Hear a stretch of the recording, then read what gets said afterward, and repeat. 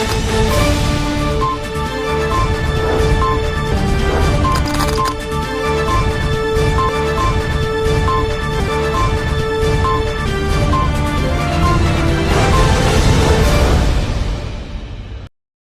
दर्शक मित्रों, दमन न्यूज में आपका स्वागत है।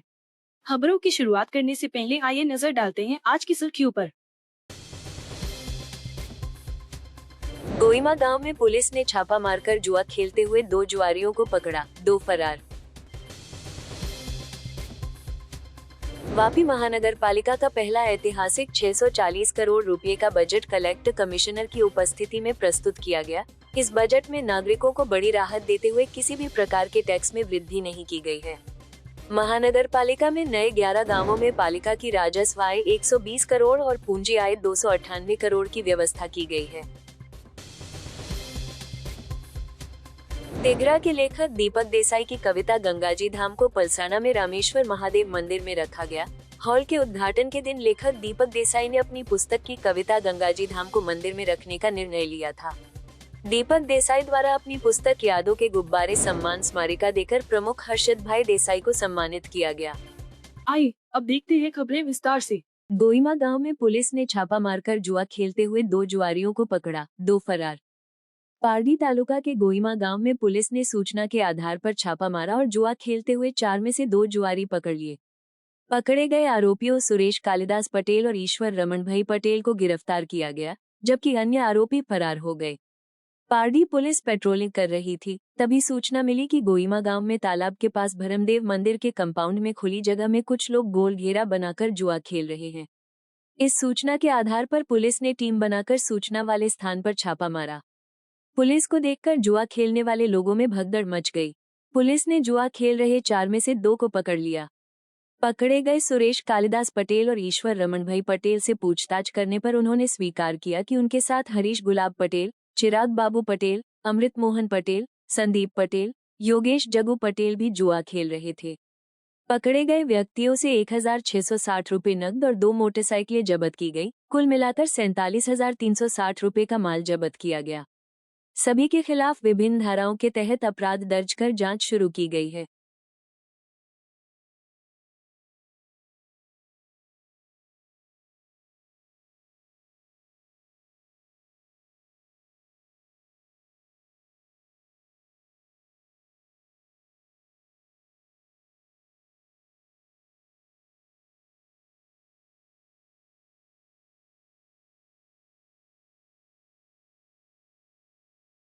वापी महानगर पालिका का पहला ऐतिहासिक 640 करोड़ रुपए का बजट कलेक्टर कमिश्नर की उपस्थिति में प्रस्तुत किया गया।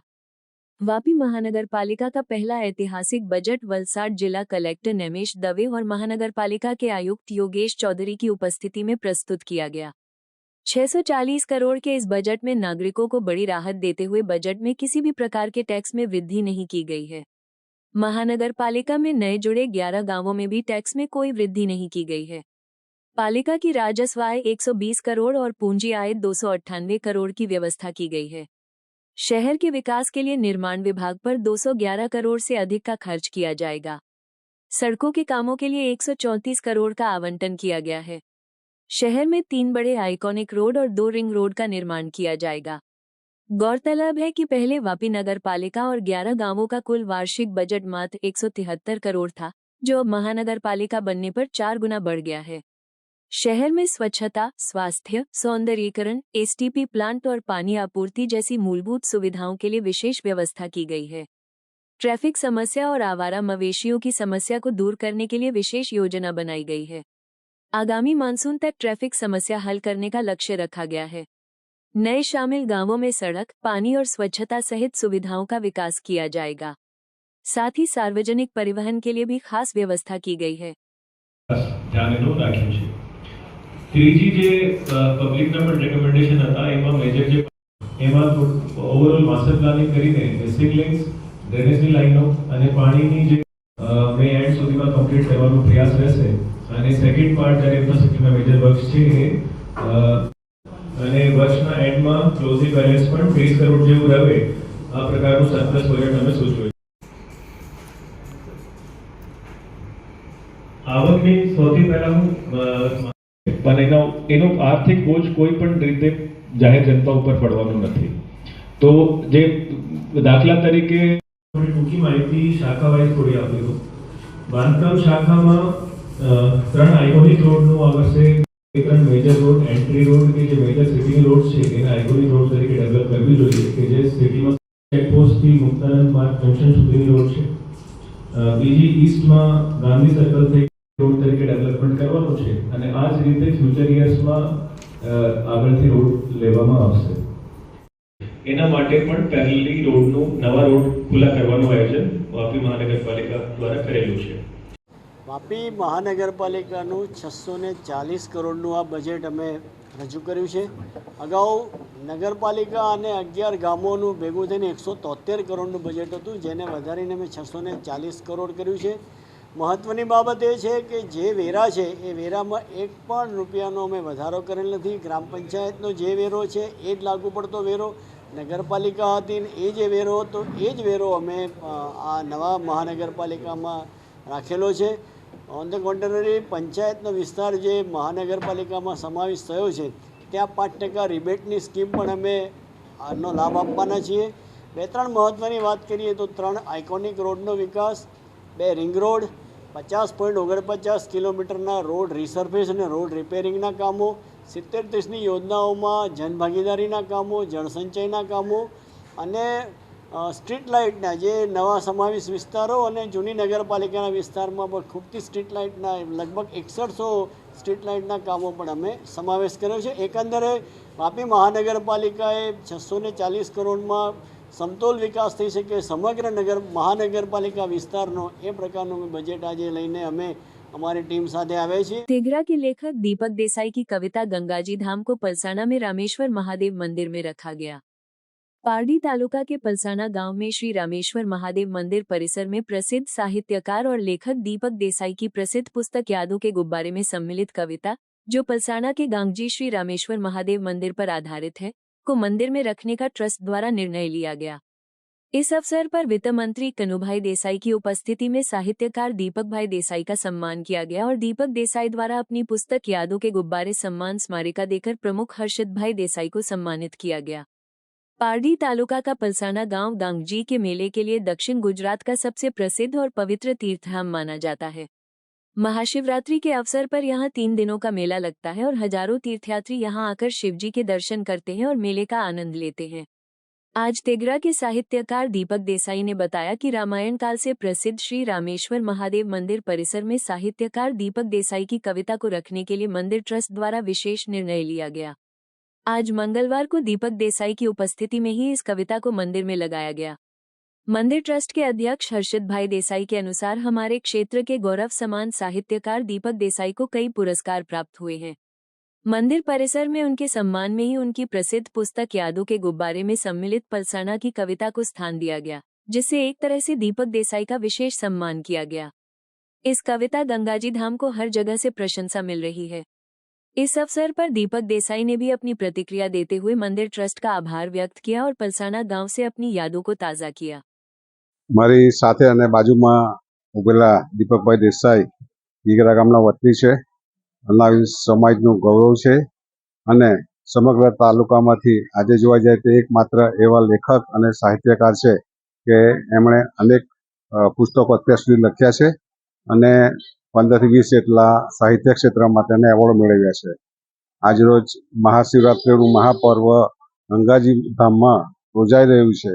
એ ખૂબ જ મોટો મેળો ભરાયો છે. તે પ્રસંગે દીપકભાઈએ જે યાદો કે ગુરુબારે પુસ્તકમાં આ ગંગાજી ધામ માટે કવિતા લખી છે ને મંદિરનું ને અમારા ગામનું એ કવિતાથી એ લેખનથી જે સન્માન વધાર્યું છે એનો અમને ખૂબ ગૌરવ છે અને એ માટે જ અમારું પલસાણા ચેરિટેબલ ટ્રસ્ટ અને રામેશ્વર મહાદેવ ટ્રસ્ટે એવું નક્કી કર્યું છે કે દીપકભાઈનું જે ગંગાજી ધામ માટે જે આ કવિતા કાવ્ય એમણે રચ્યું છે એને આપણે મંદિરમાં સામેલ કરવું અને એમને એ રીતે એમને આપણા તરફથી જેટલું બી સન્માન અપાય એ રીતે આપવાની અમે તૈયારી બતાવી છે.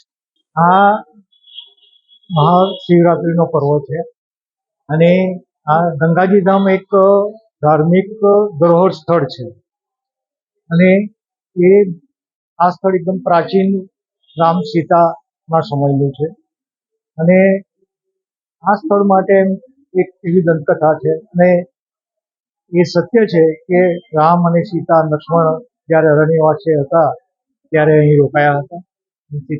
સીતા માયાને તરસ લાગતા રામે બાણ મારી અહીં ગંગાજી ઝરણા સ્વરૂપે પ્રગટ થયા હતા અને એ સમયથી આ સ્થળ એક ધાર્મિક ધરોહર સ્થળ બની ગયું છે અને એ સમયે શિવજી પ્રસન્ન થઈ અહીંયા સ્વયંભૂ પ્રગટ્યા હતા એટલે અહીંયા શિવજી ભગવાન શિવનું બહુ મહત્વ છે. અને મેં મારા પુસ્તક યાદો કે ગુબ્બારેમાં ધનરાજી ધામ નામક એક કાવ્ય લખ્યું છે અને તેમાં આ ધાર્મિક સ્થળનો ઉલ્લેખ કર્યો છે. આ ઉપરાંત મારા યાદો કે ગુબ્બારે પુસ્તકમાં ગંગાજી ધામ વિશે પણ મેં લખ્યું છે અને આ કાવ્ય પલસાણા ચેરિટેબલ ટ્રસ્ટને ખૂબ જ પસંદ આવતા એમના પ્રમુખ શ્રી હર્ષદભાઈ મોહનલાલ દેસાઈએ ખાસ નિર્ણય લીધો કે આ કાવ્યને અમારે મંદિરમાં મૂકવાનું છે. એ જાણી મને ખૂબ જ પ્રસન્નતા થઈ અને એમણે મને સન્માનિત બી કર્યા. એ માટે હું હર્ષદભાઈ મોહનલાલ દેસાઈ તેમજ પલસાણા દિવ્યેશ દેસાઈ તેમજ પલસાણા ચેરિટેબલ ટ્રસ્ટનો ખૂબ જ આભારી છું. ખાસ એક કૃપા રહી છે કે આજે મહાશિવરાત્રિના પર્વ ટાણે આ કાવ્ય અહીંયા મુકાયું છે. આ નિર્ણય તો ઘણા અગાઉ લેવાયો હતો પરંતુ યોગાનુગ કહો કે શિવજીની કૃપા હતો કહો કે આજે મહાશિવરાત્રિના પર્વ ટાણે આ મારું કાવ્ય અહીંયા મંદિરમાં મુકાયું છે. અને બીજી ખાસ વાત કે જેણે પણ આ કાવ્ય વાંચ્યું છે બધાને પસંદ આવ્યું છે. એ એક ભગવાન શિવની કૃપા હોય તો જ આ થઈ શકે. અને આજે મહાશિવરાત્રિનો પર્વ છે અને આ પર્વે અહીં જે પણ યાત્રાળુ આવે તેમને મારી શુભકામનાઓ છે અને તેમને શિવજીના આશીર્વાદ મળે એવી મારી તરફથી પ્રાર્થના છે. અને આ માટે હું પ્રમુખ શ્રી હર્ષદભાઈ મોહનલાલ દેસાઈ તેમજ દિવ્યેશ દેસાઈ તેમજ પલસાણા ચેરિટેબલ ટ્રસ્ટનો ખૂબ જ આભારી છું અને તેમને શુભકામનાઓ પાઠવું છું. कपरेड़ा के अमेठी में प्रधानमंत्री नरेंद्र भाई मोदी की वर्चुअल उपस्थिति में सांसद की अध्यक्षता में किसान सम्मान समारोह आयोजित हुआ. भारत सरकार के कृषि और किसान कल्याण मंत्रालय द्वारा बिहार के भागलपुर में सोमवार को प्रधानमंत्री नरेंद्र भाई मोदी की उपस्थिति में पीएम किसान सम्मान निधि योजना की 19वीं किस्त जारी करने के लिए किसान सम्मान समारोह कार्यक्रम का आयोजन किया गया.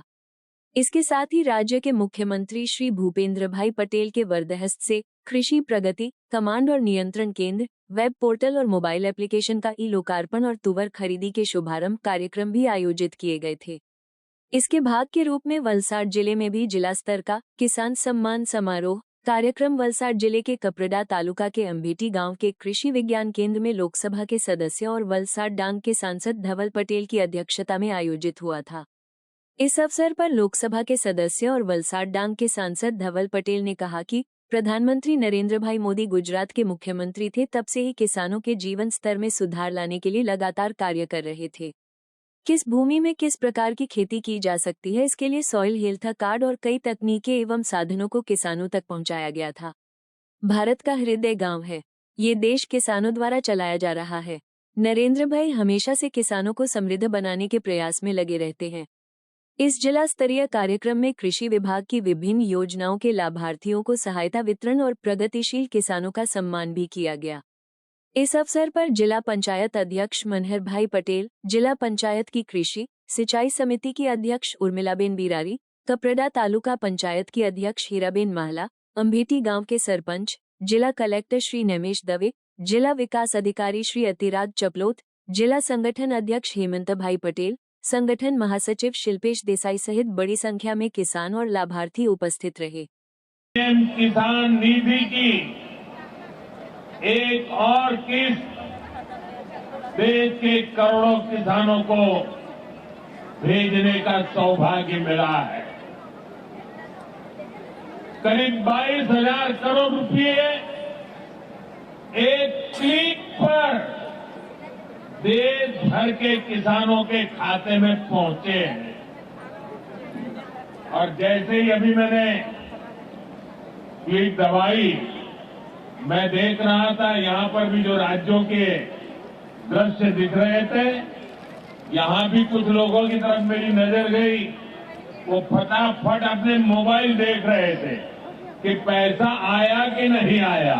આપણા નરેન્દ્ર મોદી સાહેબ જ્યારથી મુખ્યમંત્રી હતા ત્યારથી જ હંમેશા આપણા ખેડૂતો માટે ચિંતિત હતા। ખેડૂતોનું જીવન કઈ રીતના સ્તર સુધરે, આપણું ખેડૂતનું પાક કઈ રીતના વધે, એના માટે હંમેશા નરેન્દ્ર મોદી સાહેબ ફોકસ કરતા હતા। અને ત્યારે તમે યાદ કરો કે જ્યારે મુખ્યમંત્રી હતા ત્યારે એમણે સોઇલ હેલ્થ કાર્ડ પણ ચાલુ કર્યું કે આપણી જમીન અનુરૂપ આપણે જોઈએ કે કયો પાક એના માટે એકદમ વ્યાજબી છે, એ રીતના સોઇલ હેલ્થ કાર્ડ પણ ચાલુ કરી અને અનેક ટેકનોલોજીનો ઉપયોગ પણ ત્યારથી ચાલુ કર્યો હતો। અને આપણે જે પણ આપણા ખેતી માટે સારા સારા આપણે ઇન્ફ્રાસ્ટ્રક્ચર જોઈએ, સારા સાધનો જોઈએ, એ મુખ્યમંત્રી બન્યા ત્યારથી જ એ આપતા હતા। અને જ્યારે પ્રધાનમંત્રી બન્યા અને નરેન્દ્ર મોદી સાહેબનું સપનું હતું કે આપણા પૂરું ભારત દેશનું અર્થતંત્ર, ભારત દેશનું દિલ કહેવાય, ધડકન કહેવાય, એ હજુ પણ ગ્રામ્ય વિસ્તારમાં રહી છે અને ખેડૂતો જ આપણા દેશને આજે પણ ચલાવી રહ્યા છે। તો ખેડૂતોનું જીવન પૂરા દેશભરમાં સુધરવું જોઈએ, કારણ કે દરેક રાજ્યમાં ખેડૂતોની પરિસ્થિતિ अलग છે। पारडी दमनी झांपा हाईवे पर अतुल के मोपेड सवार युवक को अज्ञात वाहन ने टक्कर मारी, जिससे उसकी मौत हो गई। पारडी दमनी झंपा हाईवे पर वापी से वलसाड जाने वाले सड़क पर अज्ञात वाहन चालक ने मोपेड सवार को टक्कर मारी, जिससे गंभीर चोट लगने पर उसकी मौके पर ही मौत हो गई। मृतक की पहचान अतुल के निवासी अरविंद भाई बाबूभाई नायका के रूप में हुई। पारडी हाईवे पर दमनीजंपा ब्रिज दुर्घटना क्षेत्र बन गया है। यहाँ बार बार जानलेवा दुर्घटनाएं होती रहती हैं। सोमवार रात 9 बजे के आसपास अतुल आमली फलिया निवासी अरविंद भाई बाबूभाई नायका, उम्र 45 वर्ष, वेल्सपन कंपनी से नौकरी से छुट्टी लेकर घर जा रहे थे, तभी उनके मोपेड को पीछे से आ रहे किसी वाहन चालक ने टक्कर मारी, जिससे गंभीर चोट लगने पर अरविंद भाई की मौके पर ही मौत हो गई। उनके पास के मोबाइल से उनके भाई अर्जुन भाई बाबूभाई नायका को राहगीर ने सूचना दी, जो मौके पर पहुंचे और मृतक की पहचान अरविंद भाई बाबूभाई नायका के रूप में की। घटना की जानकारी मिलते ही पारडी पुलिस भी मौके पर पहुंच गई और मृतक के शव को पारडी सीएचसी में पीएम कराकर पारडी पुलिस ने फेटल एक्सीडेंट का मामला दर्ज कर जांच शुरू की है।